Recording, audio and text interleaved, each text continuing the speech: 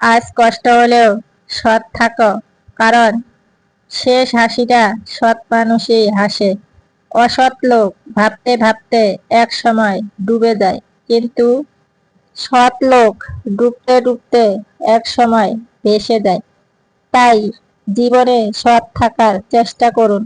হয়তো সাময়িক কষ্ট হবে, তবে শেষের সময় এসে সৎ লোকেরাই সম্মানিত হয়। যার পরিবারের সাপোর্ট করার মতো কেউ থাকে না, সেই মানুষটাই বোঝে এই পৃথিবীতে মাথা উঁচু করে দাঁড়ানোর সংগ্রামটা কতটা কঠিন। বন্ধু সে নয় যে অন্যের কথা শুনে তোমাকে সন্দেহ করবে।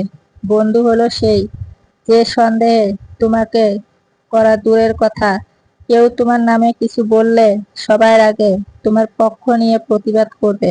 কারণ সত্যিকারের বন্ধুত্ব উপরে ভরসা